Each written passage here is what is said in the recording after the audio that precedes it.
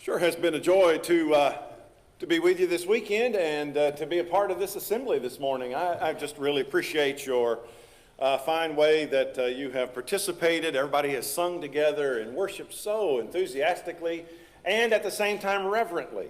And I appreciate that so much and glad to be a part of the assembly today.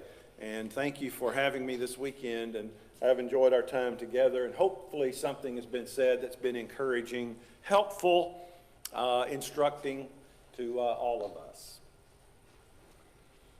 I'm going to leave this afternoon and head to Indianapolis, and I was supposed to be in Indianapolis this morning, but obviously I'm not.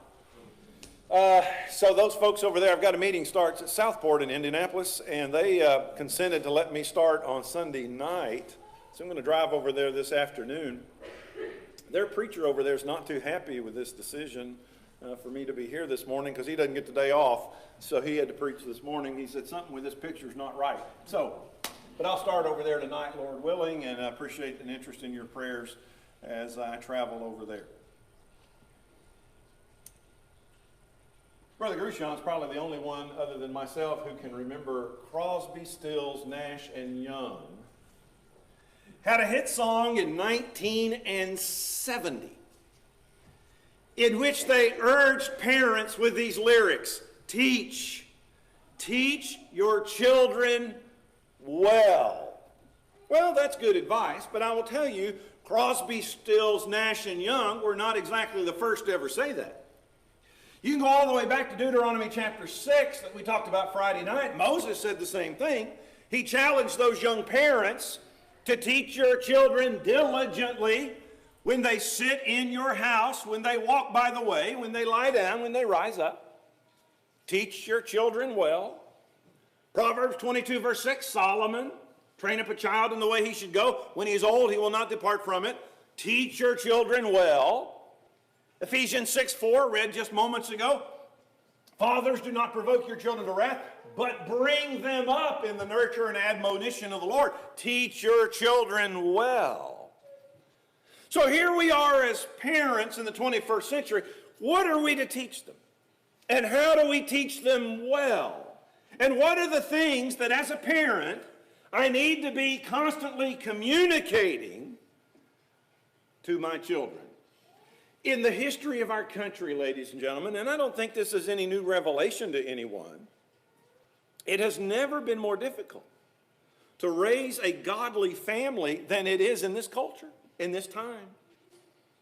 Because we live in a world that is literally a moral minefield fraught with dangers to the souls of our kids. When birth control is distributed in government schools without your permission. When music celebrates murder and rape and violence. When guns have become the number one concern of school administrators. When technology allows for pornographers and sexual predators to come right into your home through the internet, you can believe that somebody's values are prevailing and they aren't mine or yours. But that is the world in which we live. From Christian Counseling Magazine, let me just throw some statistics at you quickly. We know that 50% of all first marriages end in divorce, which, by the way, maybe you didn't know, the United States has the highest divorce rate in the industrialized world. But 70% of all second marriages end in divorce. 1 million children yearly have parents who are separated or divorced. 800,000 adolescent pregnancies occur every year.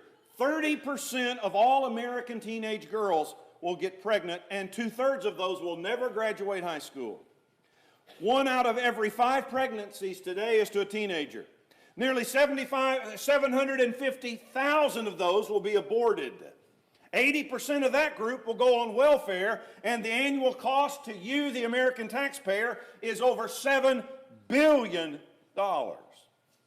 1 in 3 children now live in a single-parent home. That rate has not tripled.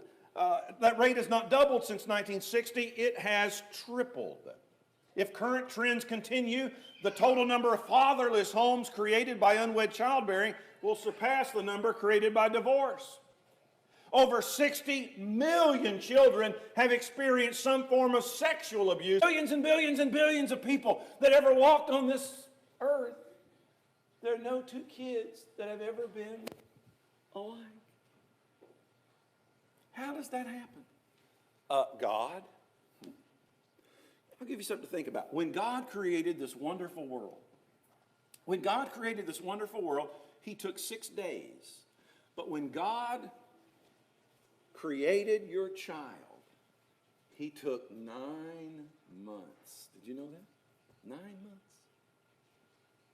Every child is unique. Every child is different. Think about your children and think about how different. Think about your siblings when you grew up. Think about how different you are from them.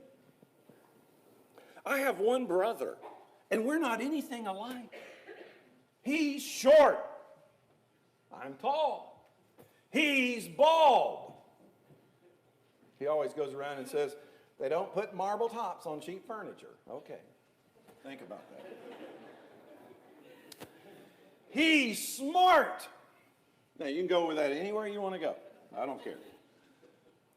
When my brother was in school, he had the most boring report cards ever. Because it was always the same. A. Mine had variety. You could pick a letter from the alphabet and it's going to be there. You know? I mean, it's just, we're different. We're totally different. And sometimes parents make a bad mistake when they look at one child and compare to the other child and they say, why aren't you like? And the kid can't answer because the kid doesn't know. But I'll answer for the kid. He is not like because he is not like. God made every one of us different. And I have a theory that maybe one of the reasons some kids rebel, not all the time obviously, but maybe one of the reasons sometimes, they grow up and feel like that their parents don't know them. And that may be what Solomon is trying to get us to understand. Our kids are going to suffer through a lot of doubt and defeats in life. Those are inevitable. But there's going to be one thing that's going to get them through all of that. And that's the knowledge that God loves them. And that is foundational.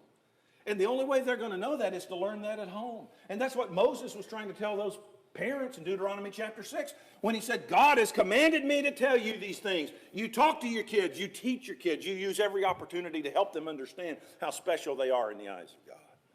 They are a special creation of God. Number 2, they are loved unconditionally. They are loved unconditionally. One of the great tragedies of our day is that so many kids grow up feeling unloved because they are. They grow up in a daycare world, or they're babysat by the television or the tablet, and they're left to just entertain themselves and make it on their own. And many of them don't do very well with that. Kids deserve parents who will give them the gift of making them understand that they are valuable and they are important and they are loved unconditionally. And we can show them that love in many different ways. But the best way is to tell them again and again and again. If you hit a home run and you win the game, that's great. But if you strike out, it doesn't matter. You come home to a house of unconditional love. If you win the school election or you don't get any votes at all, doesn't matter. You're coming home to a house of unconditional love. If you make all A's or A's and B's and maybe your report card's less than stellar, whatever the case may be, you're going to come home to a house of unconditional love. And I'll tell you what that does. That brings a sense of peace into their lives, and it brings a sense of calm like nothing else. You talk about a gift. That is a gift that they will cherish all of their lives. They are loved unconditionally. Number 3, write this down.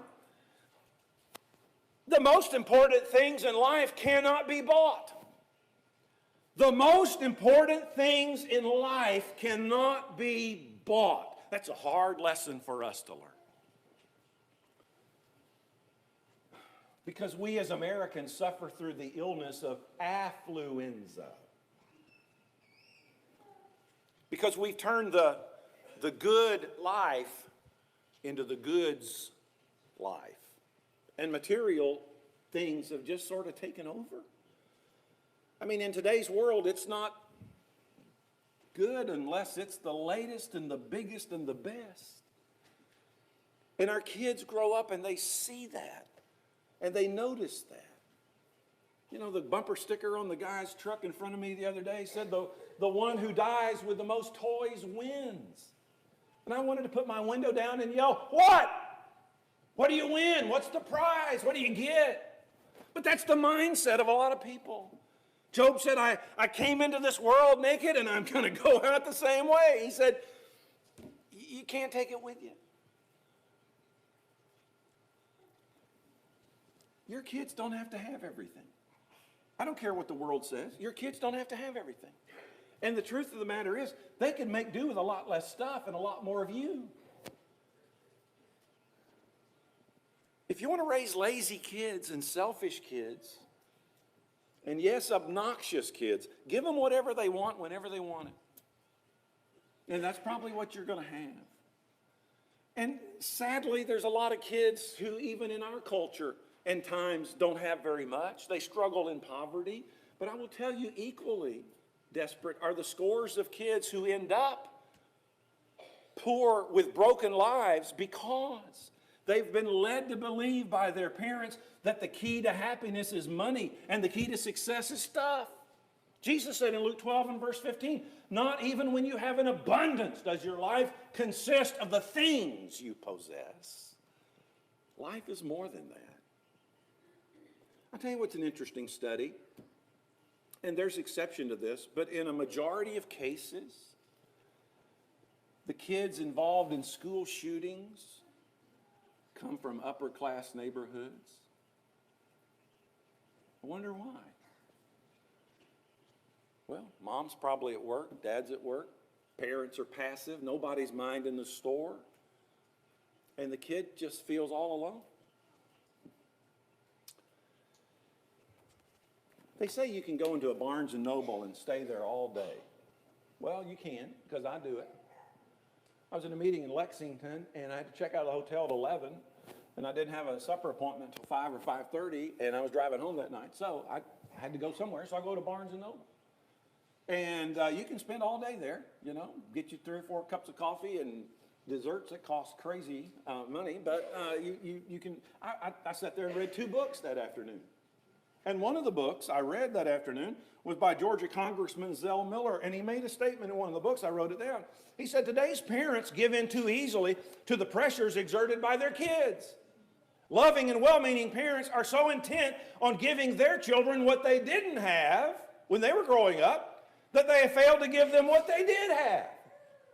A sense of place, a sense of family, a sense of conduct, and a sense of moral values. So today, both parents work overtime so that 16-year-old Junior can have a nice car to drive to school, just like all the other kids whose parents are all doing the same thing. I tell you what you do. Go look at the parking lot of an American high school. And a lot of times you find the cars the kids drive are better than the cars the teachers drive.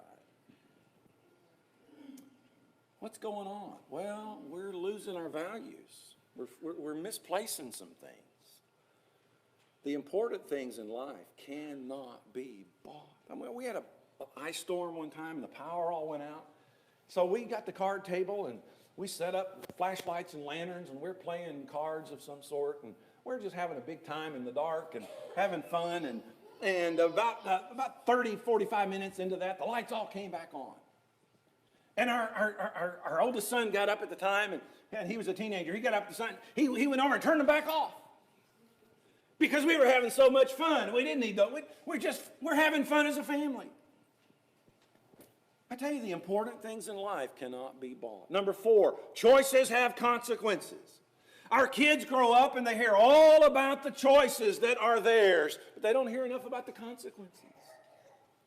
A child who opts to watch television or play on the computer or on his phone is going to suffer the consequences if he doesn't put in the study time come grade time.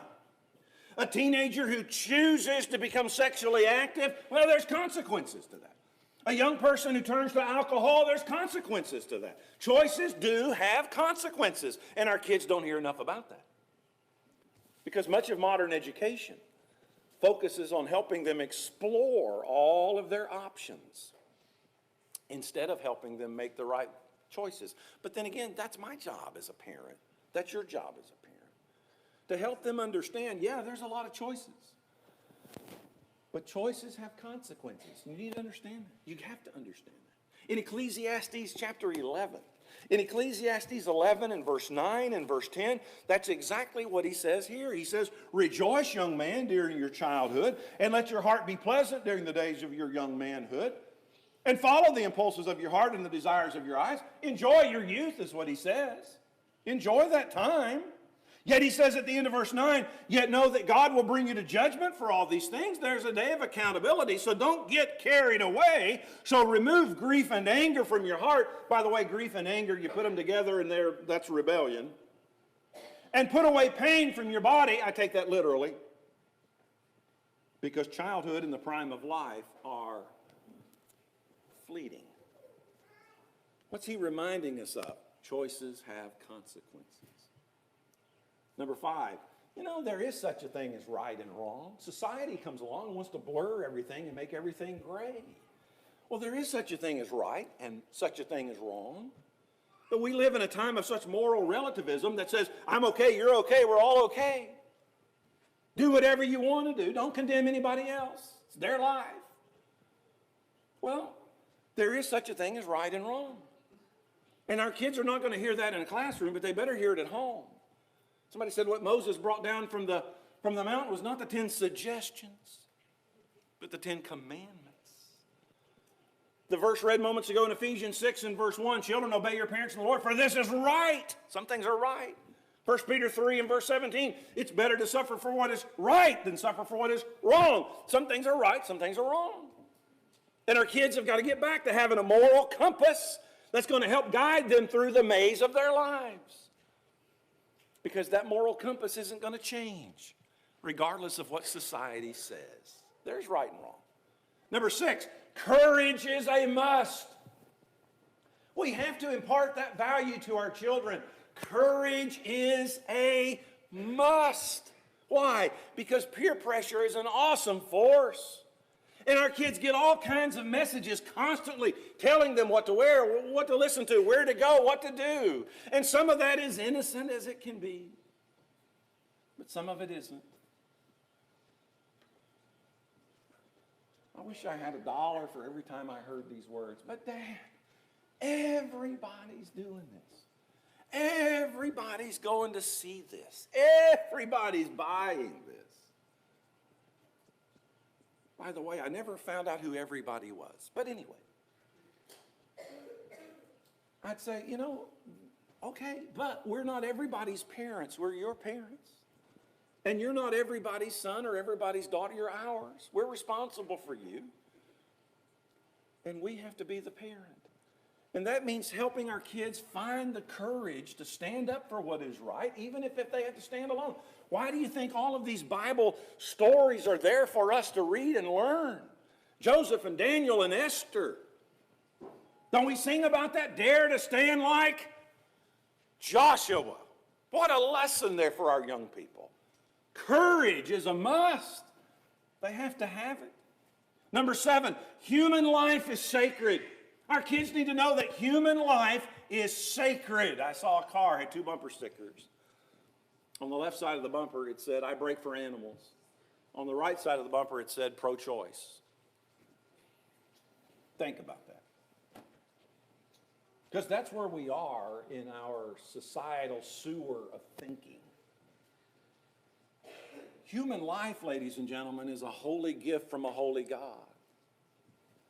And if anything Jesus tried to tell us, and if you read Matthew, Mark, Luke, and John, I want you to look at his interactions with individual people. Whether it was the Samaritan woman or the Bethesda beggar or Zacchaeus or children who came to him or the thief on the cross or whoever it was. and his message again and again and again with all these people who came to Jesus with stuff in their lives, and he received all of them and sent a message that every life has worth.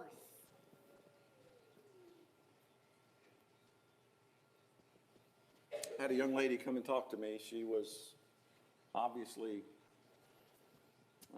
expecting, and she and her husband were having serious marital troubles, and they were separated. And she sat down there with me, and she told me all the reasons why she could not have this baby. That she'd made a decision to have an abortion, and just talked about the reasons and justifications for it. And I just listened. And when she finally wound down, and I got a chance to talk, all I said to her was, I called her name and I said, you know, when God gives you a gift, when God hands you a gift, are you just going to wad it up and throw it away? And she started crying. And we talked some more. And long story short, years later, I was at a congregation where she and her husband had reconciled. They were together. And she introduced me to a beautiful teenage daughter. It was that girl. And she made a decision that when God gives you a gift, you do not throw it away. Why? Because every human life has worth. Human life is sacred. Number 8, hard work is worth it.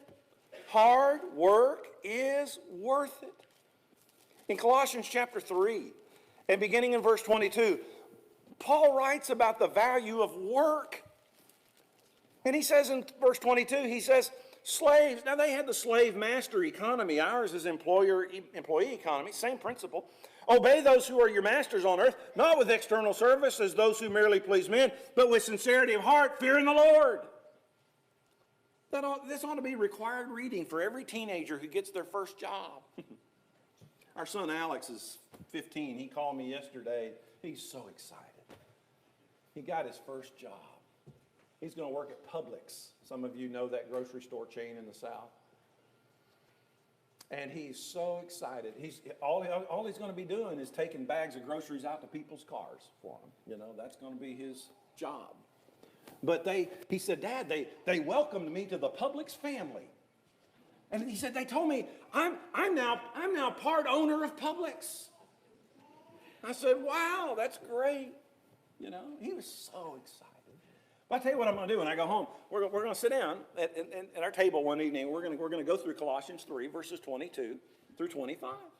Because what he's saying is, it's the message. Look at verse 23. Whatever you do, do your work heartily. Give it all you have. For the Lord rather than for men. Do your work whether anybody's watching or not. And don't worry about everybody else, he says, in verse 25. You do your job. God will take care of you. God will take care of them, but you do your job. Hard work is worth it. I saw a guy with a sign at the interstate off-ramp the other day, and I almost gave him $1, and then I thought better of it. It said, I will not lie, I need money for beer. That's what it said. I appreciate his honesty. Hard work is worth it. And number 9, marriage is for life. A sign in a Southern California jewelry store said, we rent wedding rings. Think about that. We rent wedding rings. You know, when I read the scriptures, the only persons who have the right to be married is somebody who's never married, or their spouse has died, or they've had to put away their spouse for fornication. And somebody looks at that and says, wow, that's really strict. Yeah, it is. That's why you need to make a good decision on the front end. Remember your promises, because God does. Marriage is for life. And last, God comes first. Number 10, God comes first. When you get to the end of the book of Ecclesiastes in chapter 12, he says the conclusion is After you try out everything, the conclusion is fear God and keep His commandments, because this applies to every person. At the end of the day and at the end of your life, the message that we have to send to our children, the gift that we have to give our children, is an understanding that as you go through life, God comes first. Let me close in Proverbs 24. Let me read you a couple of verses in Proverbs 24. Proverbs 24 and verses 3 and 4. It says, by wisdom a house is built. By understanding it is established. By knowledge the rooms are filled with all precious and pleasant riches. You know, it's easy to read that and think about stuff. We fill our house with stuff, you know. That's not what he's talking about. That's not what he's talking about.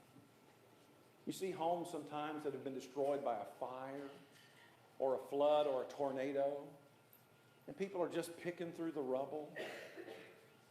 Let me tell you what he's talking about. The stuff that he's talking about, filling our homes with this, is the stuff that won't burn up in a fire.